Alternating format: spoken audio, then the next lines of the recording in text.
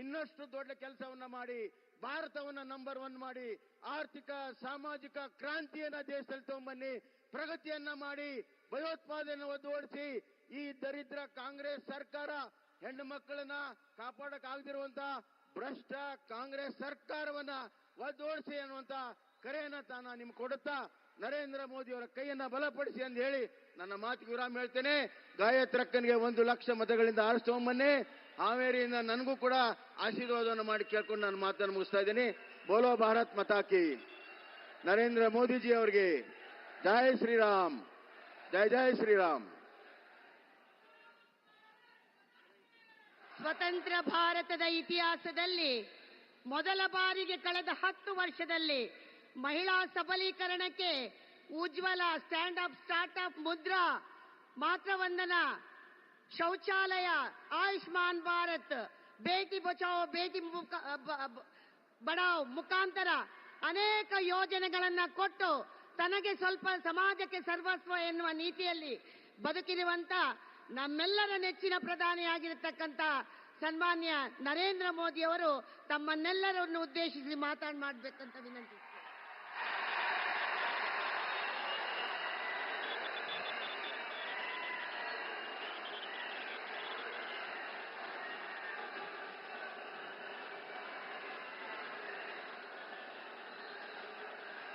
भारत माता की, भारत माता की, भारत माता की. ದಾವಣಗೆರೆ ಮತ್ತು ಹಾವೇರಿಯ ಸೋದರ ಸೋದರಿಯರಿಗೆ ನನ್ನ ನಮಸ್ಕಾರಗಳು. मैं ताई भुवनेश्वरी और इस क्षेत्र के सभी पवित्र मठों को श्रद्धा पूर्वक प्रणाम करता हूं. साथियों, कर्नाटका ने 26 अप्रैल की वोटिंग से कांग्रेस में कोहराम मचा दिया है. मैं आज हिंदी में बोलूं तो चलेगा ना? आज कोई भाषांतर करने वाला नहीं रखा है, क्योंकि मुझे मालूम है कि आपका मेरे प्रति इतना प्यार है, इतना प्यार है कि आपको शब्दों को कभी समझने की जरूरत नहीं रही है. भाषा हमारे बीच कभी दीवार नहीं रही है.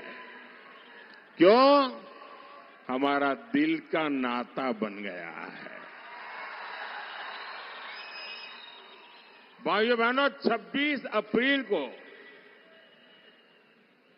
जो मतदान हुआ और कर्नाटका ने, यहां की माताओं बहनों ने, यहां के फर्स्ट टाइमर वोटरों ने जो कमाल करके दिखाया है, पूरी कांग्रेस ऊपर से नीचे तक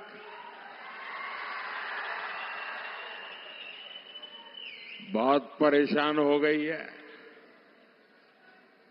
साथियों, पूरी कांग्रेस इस कोशिश में लगी है कि 7 मई को कुछ तो ऐसा हो ताकि कम से कम एक खाता तो खुल जाए. उनके लिए इस बार दिल्ली में खाता खुलने की संभावना खत्म हो गई है. लेकिन दावणगेरे का ये विशाल जन समर्थन,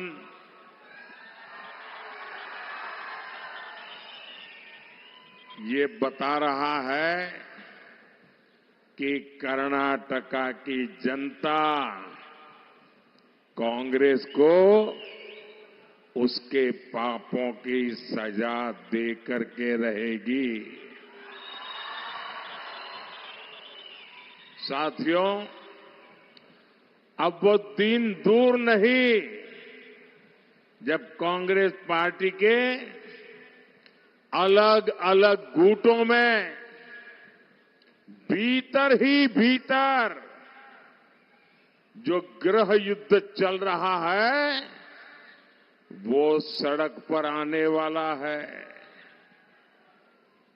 सारे गुट हार का ठिकरा एक दूसरे के सिर पर फोड़ते नजर आएंगे और इनका तो मुसीबत ऐसी है कि पहले जब भी हार जाते थे तो ईवीएम को टोपी पहना देते थे। क्यों हारे? ईवीएम। डिपॉजिट क्यों गई? ईवीएम। मोदी क्यों जीत गया? ईवीएम। वो दिन रात चुनाव आते ही ईवीएम ईवीएम ईवीएम की माला जपते रहते थे। अब परसों सुप्रीम कोर्ट ने ऐसा चाटा मारा है, ऐसी थप्पड़ मारी है कि अब उनके लिए परेशानी है कि अब तक तो ईवीएम का नाम देकर के अपने कार्यकर्ताओं को मोरल बूस्टिंग के लिए काम कर लेते थे। अब उनकी मुसीबत है, अब ये ईवीएम वाला बहाना भी तो सुप्रीम कोर्ट ने ले लिया। अब हार जाएंगे तो बोलेंगे क्या? आज पूरी कांग्रेस चुनाव हार जाए तो क्या बयान देना, उसके ड्राफ्टिंग में लगी हुई है, तैयारी कर रहे हैं।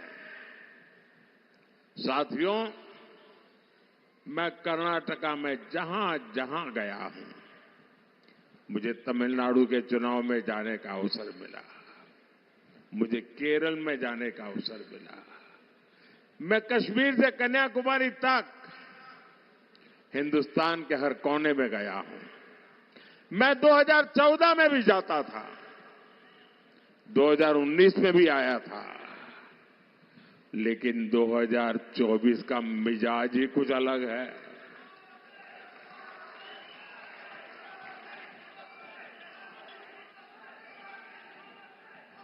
क्योंकि देशवासियों ने 10 साल हर पल मोदी को कसौटी से कसा है, तराजू से तोला है।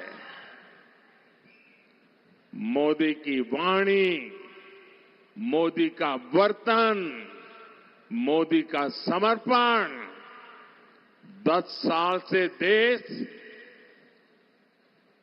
280 करोड़ निगाहें हर पल मोदी को देख करके सही गलत का फैसला करते हैं। और अनुभव के बाद 10 साल की कठोर कसौटी से निकल करके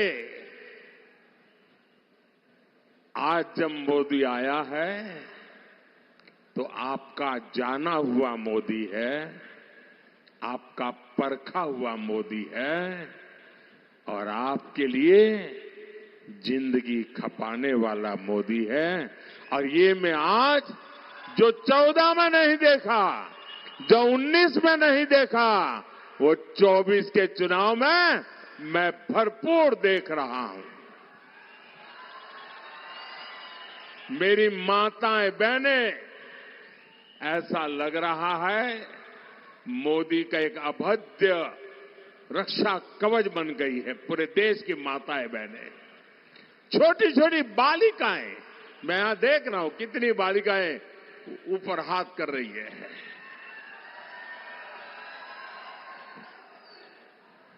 भाइयों बहनों, एक तो राजनीति कांग्रेस के अपने कारनामों के कारण पिछले 70 साल में क्षेत्र बदनाम हो चुका था। उसके बावजूद भी मोदी को इतना प्यार, इतने आशीर्वाद शायद अनेकों जन्मों का पुण्य है या परमात्मा ने मुझे भेजा है, तब जाकर के ऐसे आशीर्वाद मिलते हैं। मैं किस किस का आभार व्यक्त करूं, मेरे पास शब्द नहीं है। क्या मैं परमात्मा का आभार व्यक्त करूं? क्या मैं जनता जनार्दन का आभार व्यक्त करूं? क्या मैं गांव गरीब का आभार व्यक्त करूं? क्या मैं मेरे देश के नौजवानों का आभार व्यक्त करूं? मेरे पास आपके इस प्यार को व्यक्त करने के लिए, आभार बताने के लिए आज शब्द कम पड़ रहे हैं। सिर्फ और सिर्फ आज मेरे पास है तो एक है जिसमें शब्द नहीं है, संवेदना है, जिसमें पूरी तरह मेरा मौन समर्पण है। और मेरे पास एक ही रास्ता बचा है कि देशवासियों को सदा सर्वदा सर झुका करके प्रणाम करता रहूं।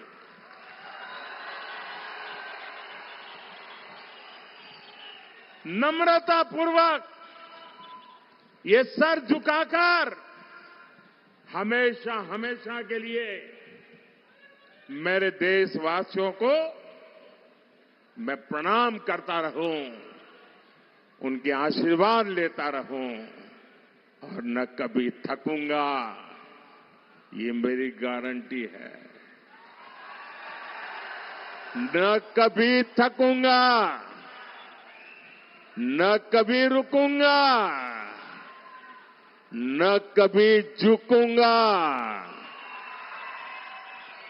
और हर पल आपके लिए जूझता रहूंगा। ये गारंटी मोदी ने 10 साल आपने मुझे देखा। भाइयों बहनों, आज मैं जहां जाता हूं, देश के हर कोने से, कर्नाटका के हर कोने से एक ही आवाज आती है, एक ही सुर सुनाई देता है। फिर एक बार, फिर एक बार, फिर एक बार 4 जून को पूरे कर्नाटका में सेलिब्रेशन होने जा रहा है। और सेलिब्रेशन ऐसा वैसा नहीं होगा। ये मेरे दावणगेरे में तो स्पेशल बेणे डोसा,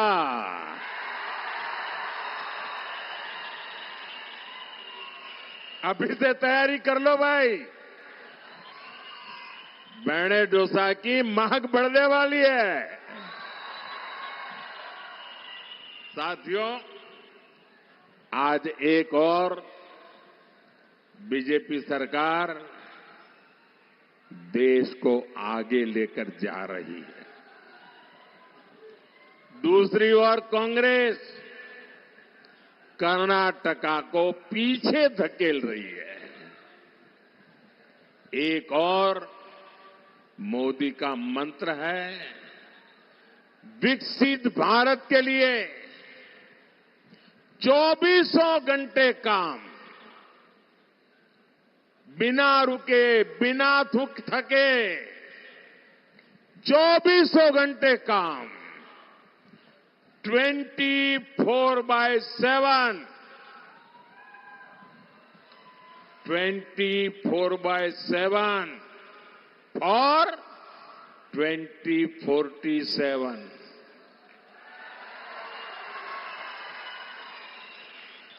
और दूसरी ओर कांग्रेस का वर्क कल्चर है, ब्रेक करो या तो ब्रेक लगाओ।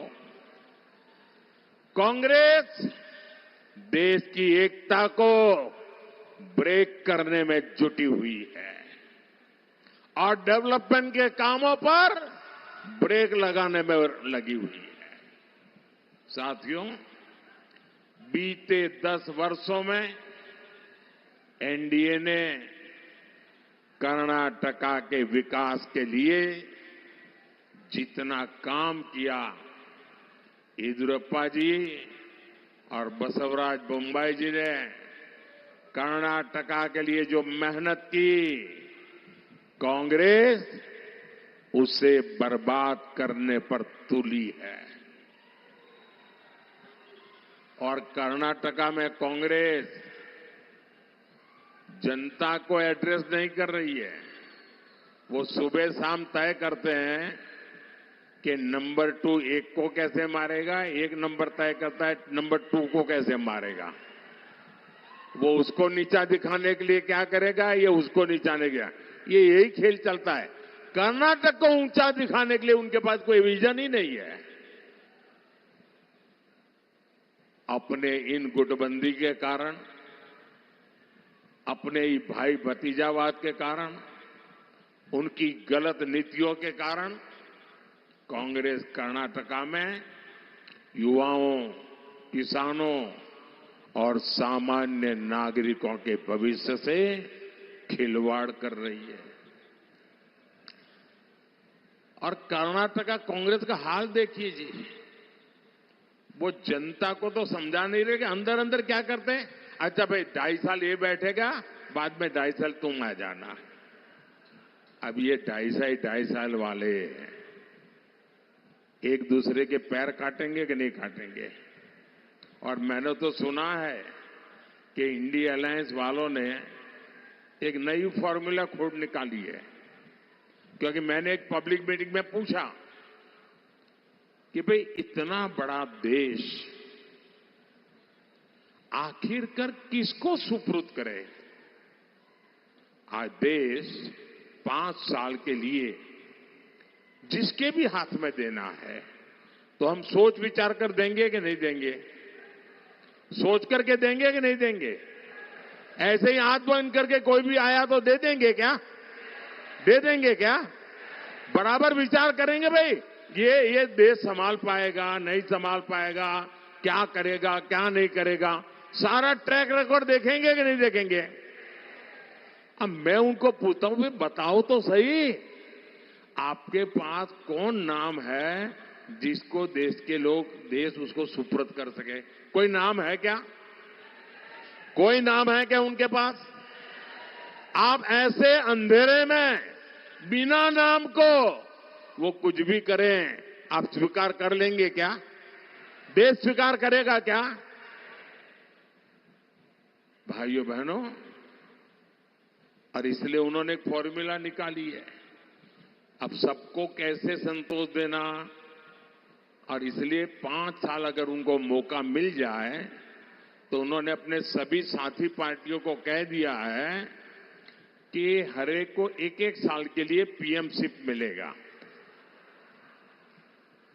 यानी 1 साल 1 पीएम, दूसरे साल दूसरा पीएम, तीसरे साल तीसरा पीएम, चौथे साल चौथा पीएम, 5वें साल 5वां पीएम। मुझे बताइए भाई क्या होगा आपका, क्या होगा मुझे बताइए। क्या आपको ऐसी चीजों से देश का भला दिखता है, आपको आपका भला दिखता है, आपके बच्चों का भला दिखता है। अब ऐसे लोगों के लिए वोट बिगाड़ सकते हैं क्या हम, बिगाड़ वोट बर्बाद कोई कर सकता है क्या। मेहरबानी करके आपका वोट बहुत मूल्यवान है, बर्बाद मत करना भैया, गलती से भी मत करना। भाइयों बहनों, कर्नाटका में कांग्रेस ने नई एजुकेशन पॉलिसी पर ब्रेक लगा दिया। बताइए, 30 साल के बाद देश के 20 लाख से ज्यादा लोगों ने मनोमंथन किया।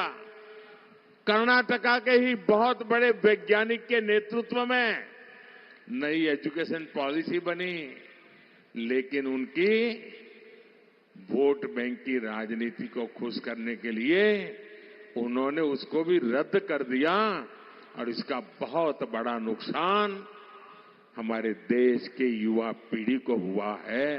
आपके बच्चों के भविष्य पर इन्होंने ताला लगा दिया है। मेरे भाई बहन, मैं बड़े दर्द के साथ कह रहा हूं, बड़ी पीड़ा के साथ कह रहा हूं, अरे भाई राजनीतिक मतभेद हो सकते हैं, लेकिन हम में से किसी को भी जनता जनार्दन के भविष्य को तबाह करने का अधिकार नहीं है।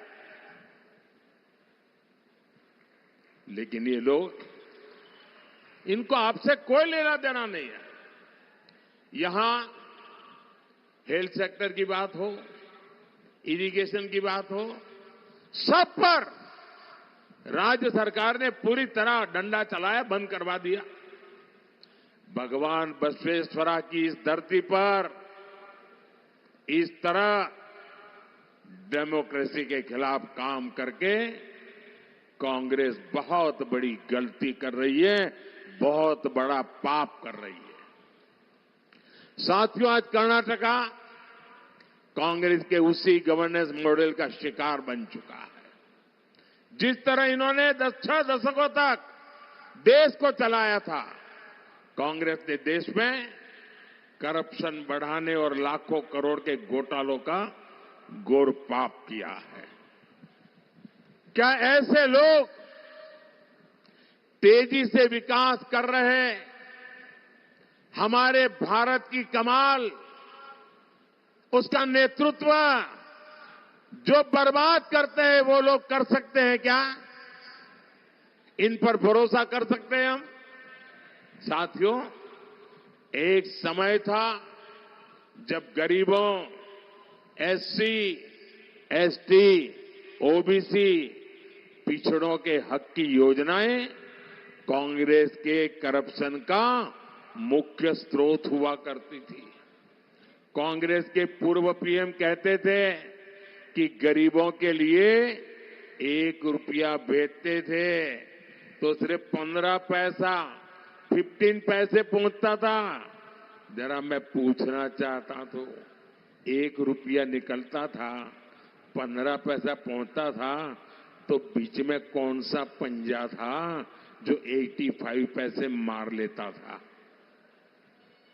साथियों, यही नहीं, वंचित वर्ग के नाम पर कांग्रेस ने फेक लाभार्थी भी बना रखे थे।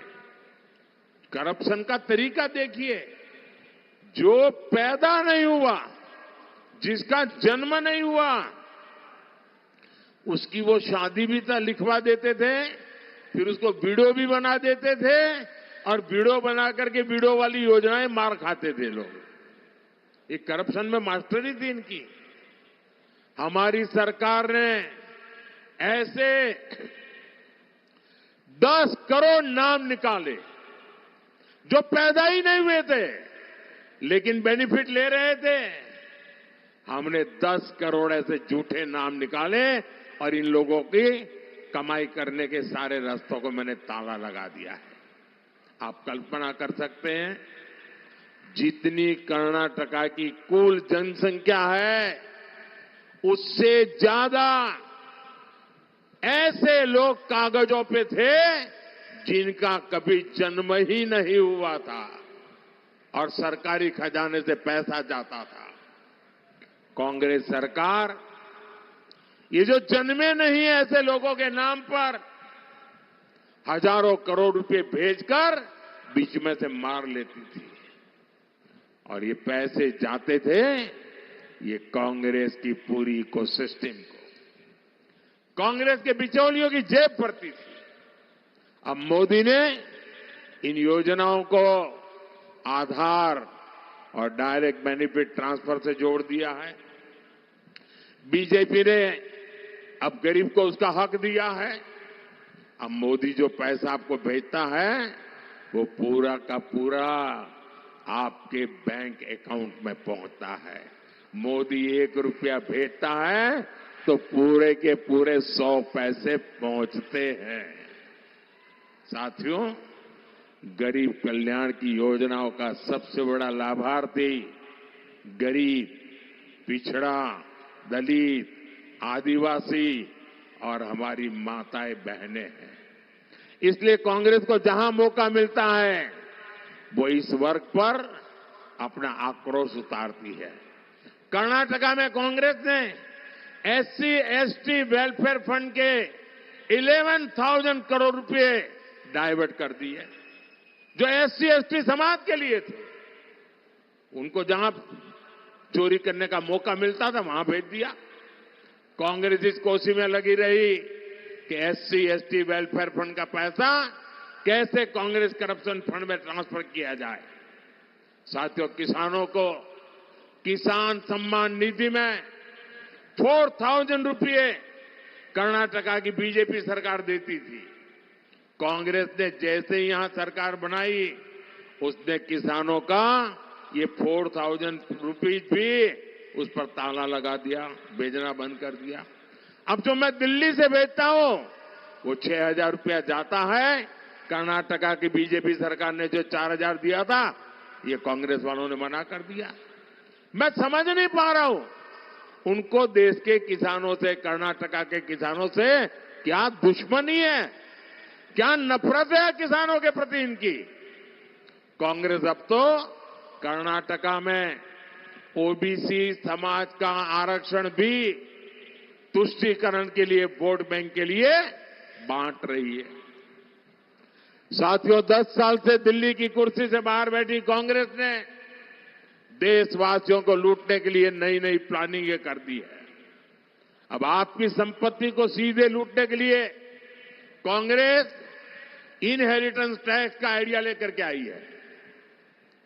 अभी आइडिया समझने जैसा है।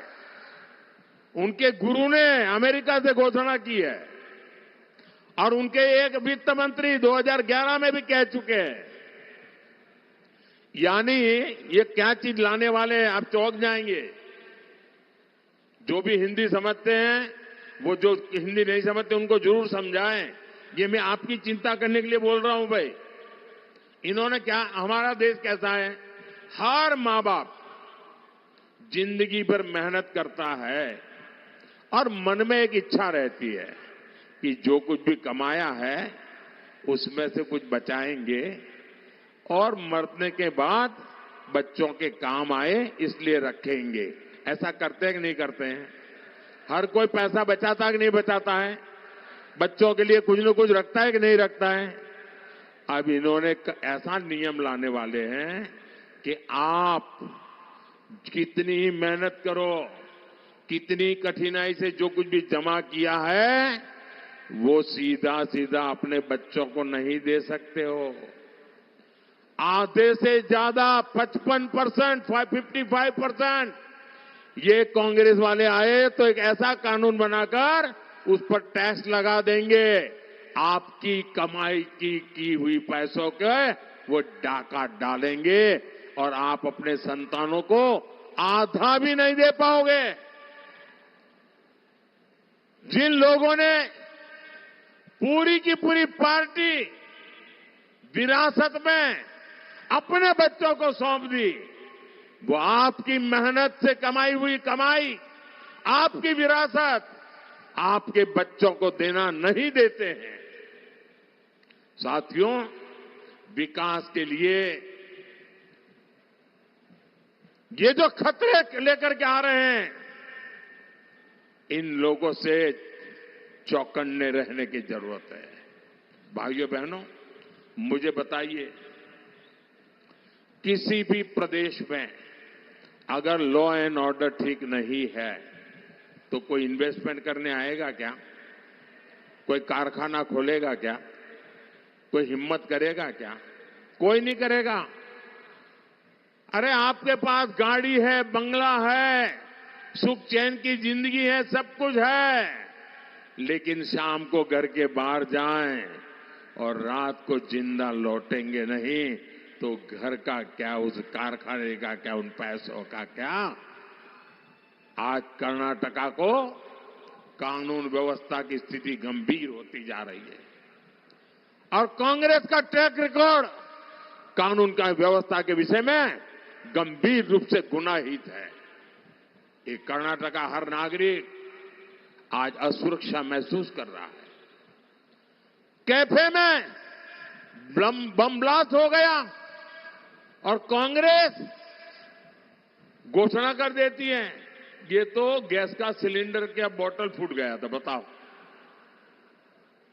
ये कर्नाटका के लोगों को क्या समझते हैं? क्या कर्नाटका के लोगों के दिमाग में ऐसा झूठ भर सकते हो तुम? फिर आगे क्या कहा उन्होंने? वो सिलेंडर वाली बात चली नहीं तो फिर दूसरा निकाला और क्या कहा कि ये तो बिजनेस राइवलरी थी और इसलिए बिजनेस राइवलरी में ये फटाका फोड़ा है। आप कल्पना कर सकते हैं, ये तो बम धमाके के ट्रायल शुरू किए हैं। कर्नाटका की जिंदगी को खतरे में डालने का ये खेल शुरू हो चुका है भाइयों।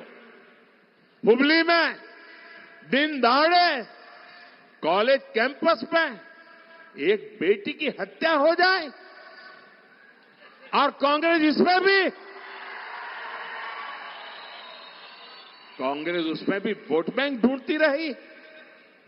इस घटना ने कर्नाटका के सामान्य परिवारों के लिए बहुत बड़ी चिंता खड़ी की है, टेंशन पैदा किया है। हर मां बाप सोचते हैं कि बेटी बाहर भेज दें या न भेजें, अकेली जाएगी तो पता नहीं क्या होगा। साथियों, नेहा की हत्या ये सामान्य घटना नहीं है।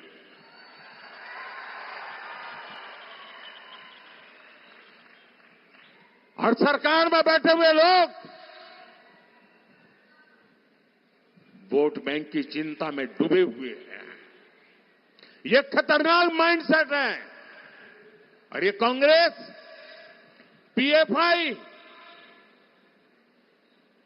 जिस पर प्रतिबंध लगा हुआ है, देश विरोधी कृत्यों के लिए प्रतिबंध लगा है, आए दिन बम धमाके करने की आदि पीएफआई को ये मोदी सरकार ने हिम्मत करके उस पर प्रतिबंध लगा दिया। उसके बड़े बड़े 30 मार्का जेलों में सड़ रहे हैं। लेकिन कांग्रेस पार्टी चुनाव जीतने के लिए ये पीएफआई के पुराने लोगों के साथ गठबंधन करके उनको बढ़ावा दे रही है। साथियों, विकास की ऐसी स्थिति हो नहीं सकती कि विकास हो। और आज अगर देश में सुरक्षा की अगर कोई गारंटी है तो उसका नाम मोदी है। विकास की कोई गारंटी है तो उसका नाम मोदी है। भाइयों बहनों, ये मोदी हैं। अब आप 10 साल से मुझे देख लिया है, घर में घुस करके मारता है जी।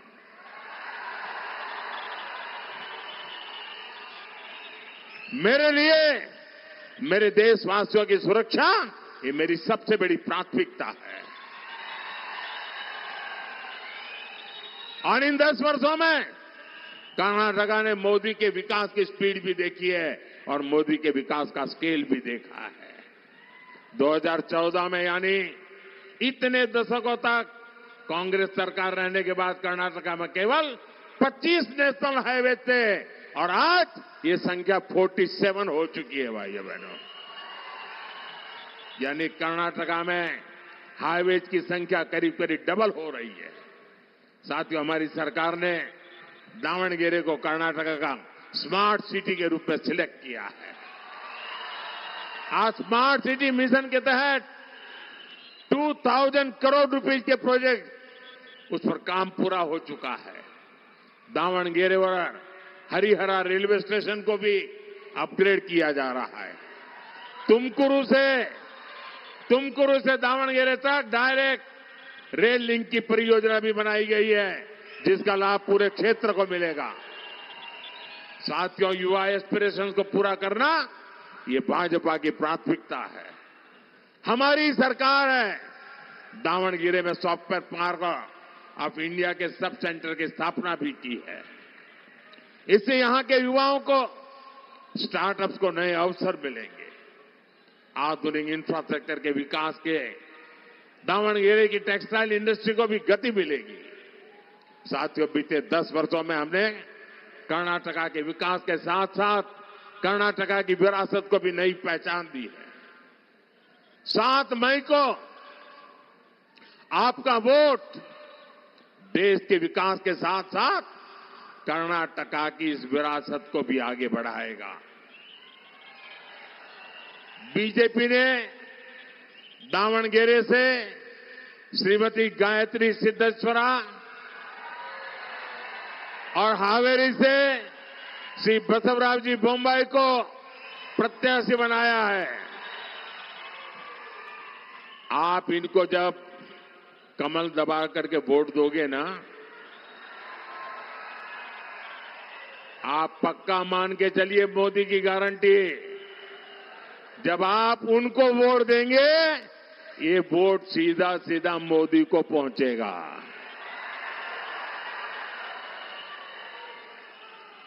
आपका एक एक वोट मोदी के संकल्पों को मजबूत करेगा। आपका एक एक वोट भारत की मजबूती का आधार बनेगा। और इसलिए मैं आज आपसे आशीर्वाद मांगने आया हूं। मैं आज आपसे कुछ मांगने आया हूं। और मेरा आपको अनुरोध है, गर्मी कितनी ही क्यों न हो, मत का अधिकार का उपयोग पूरा का पूरा कीजिए। पुराने सारे रिकॉर्ड ब्रेक करने वाला मतदान कीजिए। पूरे देश में नाम कमाया जाए इतना मतदान करिए। घर घर जाएंगे, मतदान कराएंगे, पोलिंग बूथ जीतेंगे। अच्छा, मेरा एक काम करेंगे, जरा हाथ ऊपर करके बताइए तो मैं बताऊं। मेरा एक काम करेंगे, पक्का करेंगे। एक काम करना, ज्यादा से ज्यादा परिवारों में जाना, मेरी तरफ से जाना है और जाकर के कहना कि मोदी जी आए थे, मोदी जी ने आपको प्रणाम भेजा है, मेरा प्रणाम पहुंचा देना। हर परिवार को मेरा प्रणाम कह देना। मेरे साथ बोलिए, भारत माता की, भारत माता की, भारत माता की। बहुत बहुत धन्यवाद।